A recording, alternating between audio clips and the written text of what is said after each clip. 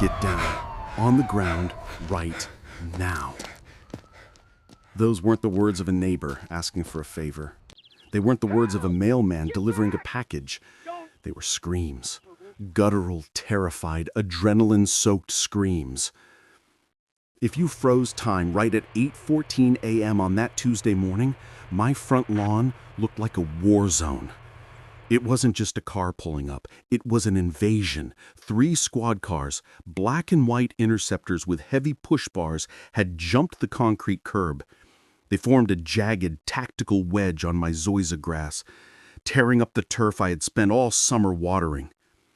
Their light bars were spinning, red, blue, strobing against the white siding of my house, turning our quiet, safe suburban morning into a kaleidoscope of panic. I was inside, behind the living room curtains. My hands were shaking so hard I could barely hold the camera. But outside was the eye of the storm. My wife, Amanda, stood on the porch. I want you to picture this clearly. Around her, the world was ending.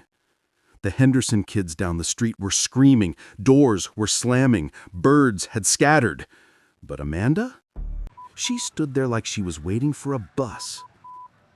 She was wearing her oversized gray hoodie, the one with the coffee stain on the cuff, and flannel pajama pants. She looked soft, harmless, vulnerable. But the 3 men pointing Glock 17 service pistols at her chest didn't see harmless.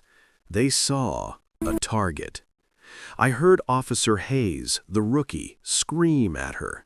His voice was high-pitched, cracking with pure panic masked as aggression. He yelled, "Hands! Let me see your hands! Do it now or I will drop you!" I could see the sweat stinging his eyes. I could see his finger trembling against the trigger guard. He was terrified. And terrified men with guns are the most dangerous things on earth. Amanda didn't flinch. She didn't scream. She slowly, methodically moved her right hand toward her back pocket. Then I heard the veteran, Sergeant Brooks. He sensed something was wrong. He shouted, "Stop! Don't reach! Ma'am, do not reach!" Time stretched. It became elastic. It felt like 10 years passed in 10 seconds. I watched from the window, wanting to smash the glass, wanting to run out there and tackle them. But she had told me to stay, to film, to trust her. She pulled it out. A small, black leather wallet. The sun caught it. She flipped it open, just for a split second, a flash of gold. Sergeant Brooks squinted, his brow furrowed. The barrel of his gun dipped just a fraction of an inch. I heard him mutter to himself, confused. "Subject has unknown object. Wait, hold on." The backstory.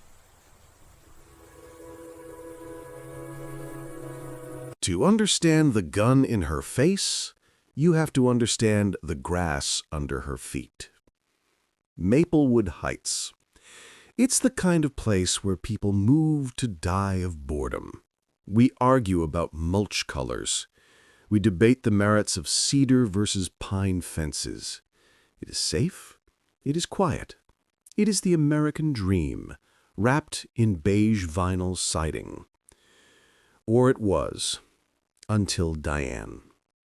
Diane Covington was our HOA president. But she wasn't elected. She ascended. She ran unopposed for 12 years because nobody else wanted the headache. Diane didn't just want the job. She needed it. She was a woman who felt invisible in the real world, so she built a kingdom where she could be a god. She was 58, with hair sprayed into a blonde helmet that could deflect small arms fire. But Diane's power didn't come from the covenant's conditions and restrictions. It came from blood. Her brother was Thomas Covington, Police Chief Thomas Covington. I remember once she stopped me while I was getting the mail. She used that sickeningly sweet, passive-aggressive tone of hers. She said, "Oh, Mr. Miller, I noticed your trash can is still out at 4 p.m. I'd hate to have to mention that to the chief at dinner tonight. You know how he hates clutter." That was the stick she beat us with. The chief. Every Wednesday night, his cruiser would sit in her driveway. It was a racket, a suburban mafia run by a woman in orthopedic shoes. And for a decade, we took it. We paid the fines. We bowed our heads. Until 3 weeks ago, the incident of the tall grass. The inciting incident. Amanda went to the HOA meeting that Tuesday. Now, you have to know Amanda. For 10 years, the neighborhood knew her as the IT lady. She was quiet, unassuming, a ghost. The community center was packed. Diane stood at the podium, basking in the attention. Her voice boomed over the PA system, lecturing us. She announced, "Effective immediately, there will be no overnight parking on the street. Violators will be towed at the owner's expense." The room grumbled. That's when Amanda stood up. She didn't shout. She didn't wave her arms. She just stood. And she spoke. Her voice was calm, clear, projecting without emotion. Just facts. The voice of law. She said, "Diane, you can't enforce that." The room went silent. Diane looked at Amanda like a lion looks at a gazelle that just decided to bark. She looked offended, shocked. She sputtered, "Excuse me? I am the president. The bylaws state—" Amanda cut her off gently but firmly. She said, "The bylaws don't supersede Municipal Code 15.24.080. These streets are public thoroughfares. You have jurisdiction over the curbs, not the asphalt. If you tow anyone from a public street, it's auto theft. It's a felony." Diane turned purple. She was defensive, angry. She screamed, "I have consulted with the chief. He assures me—" Amanda's reply was final, dismissive. She said, "Then the chief is wrong, or he's being lied to. Either way, check the code, Diane, before you commit a crime." Amanda sat down.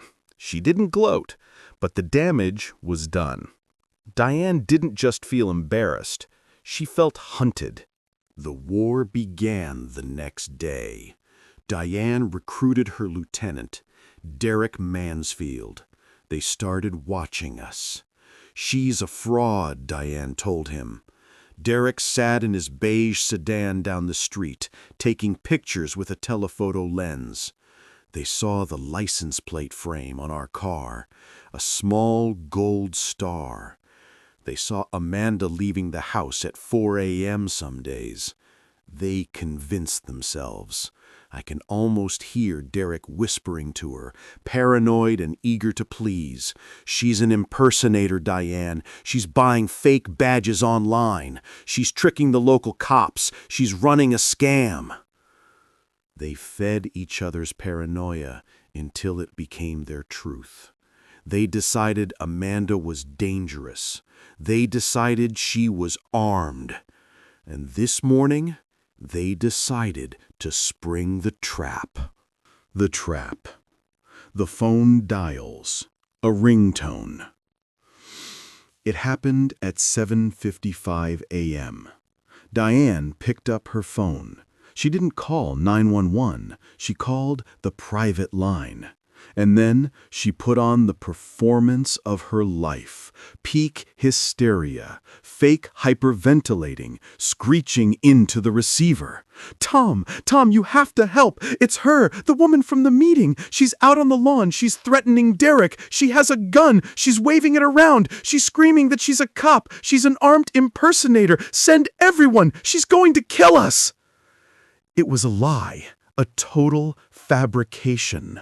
But Chief Covington didn't check the dispatch log. He acted as a brother, not a chief. He dispatched 3 units, code 3. He told them, "Go, take her down." As came through. She didn't panic. She froze. She listened. Then she looked at me. Her eyes were sad. She said, quiet and soft, "Mike, go get the camera. The good one." I asked, "Why? What's happening?" Her face settled. She said, "Diane pulled the trigger. The cavalry is coming, and Thomas is leading them." She walked to the hall closet. She put on her gray hoodie. She checked her back pocket. She told me to stay inside, to film from the blinds, to not come out.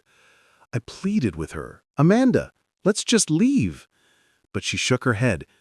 "No. If we run, they win. And if we run, they might shoot. We do this here. We do this now."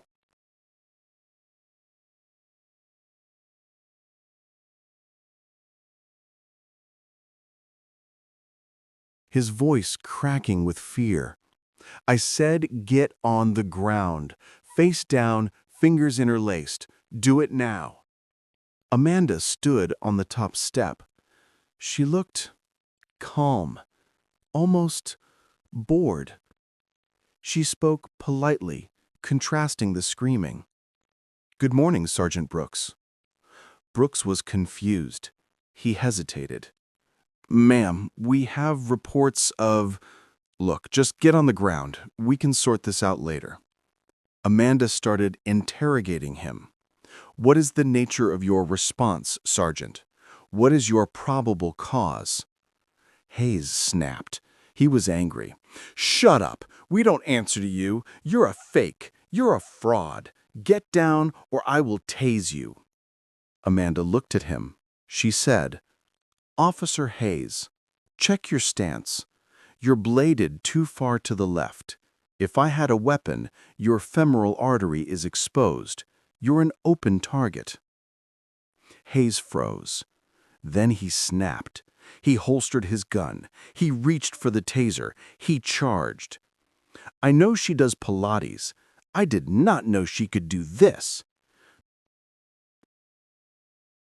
Hayes lunged. Amanda pivoted, smooth, liquid. She caught his wrist. She spun him. Hayes flew past her, tripping over his own feet and face-planted into the azalea bushes with a heavy thud. Officer Palmer moved in with a baton. Amanda caught it mid-swing. She looked at him like a disappointed mother. She said, "Officer Palmer, your academy instructor was Sergeant Miller. He taught you better balance than that." Palmer looked awestruck, terrified. How do you know Sergeant Miller?" "Because I hired him." The cavalry had arrived, but the king was late. The chief, Thomas Covington, jumped out. He looked like a bull seeing red. His voice boomed, authoritative, filled with rage. "Back away, get on the ground, or I will shoot." He leveled his service weapon at her chest. My heart stopped. Amanda issued an urgent warning, but she stayed calm. "Chief Covington, I strongly advise you to verify my identity before this becomes irreversible." He yelled over her, "Your identity is exactly what we're investigating, impersonating an officer." She issued a direct command. "Call County Dispatch, ask for the status of Sheriff Amanda Sullivan." He refused. "I'm not calling anyone. You are secured, now." And then the radio squawked. A clear, professional voice cut through the air. "All units. County Sheriff requesting immediate status update on incident at 1247 Maple Drive. GPS confirms Sheriff Sullivan's vehicle is on scene. Repeat, high-value asset in distress. This is not a drill." The color drained from Thomas Covington's face. He went from a furious red to a sickly, pale gray. His voice was small, trembling. "Sheriff Sullivan?" Amanda replied, "Chief, you have just drawn your weapon on the High Sheriff of this county. You are currently pointing a loaded firearm on your ranking superior officer." Silence. Absolute, suffocating silence. Amanda reached into her back pocket. She pulled out the leather case. She flipped it. The badge. County Sheriff. Badge number 1. It gleamed in the sunlight like the eye of God. Amanda's voice dropped. "One last chance, Thomas. Holster your weapon, or I will treat this as an assault on a law enforcement officer and I will put you down." The chief's gun clattered into his holster. Sergeant Brooks snapped to attention. The chief looked defeated. "Amanda? You live here? You're the IT lady." "For 10 years. I kept my work private until your sister decided to weaponize your department for a personal vendetta." She walked down the stairs. She walked right up to the chief. She towered over him. She said, "You deployed a SWAT response to a noise complaint. You bypassed verification. You endangered civilians. You have the right to remain silent." Amanda took command. It was effortless. She called out, "Sergeant Brooks?" Brooks responded, eager and loud, "Yes, Sheriff. You are now under my direct command. Is that understood?" "Understood completely, Sheriff." "Good. Relieve the chief of his weapon. Place him in the back of your unit. Then secure Mr. Mansfield down the street." Then Amanda turned her eyes down the street, to the last target, Diane. Diane saw her brother being disarmed. She saw the sheriff badge shining. She saw the end of her world. The fall of Diane. Diane started backing up. She sounded delusional, panicked, high-pitched. No, you can't! My brother is the chief! You can't touch me! I am the HOA president!" Amanda was unbothered. "Diane, you are under arrest for conspiracy, swatting, abuse of emergency services. Turn around." Diane began screeching, "Help! Police! Help me!" Amanda replied, "I am the police, Diane." As Amanda walked her back down the street, it started. One person clapped, then another, then the whole block. It wasn't a cheer, it was an ovation. It was the sound of a tyranny ending. Aftermath. The fallout was nuclear. The chief was fired. Diane did 8 months in county jail. The jail my wife oversees. Amanda says she never visited Diane's cell. She didn't have to. Diane knowing she was there, that was punishment enough. 6 months later, the grass is tall. Not too tall, but comfortable. Amanda is still the sheriff. She still drives her Honda Civic, but the neighborhood knows. When a solicitor gets pushy or a car speeds down the street, Amanda just steps out on the porch. She folds her arms. She gives them that look, and they stop. They sense the authority. They sense the power. Because real authority doesn't need to scream. It doesn't need to threaten. I still watch that video sometimes.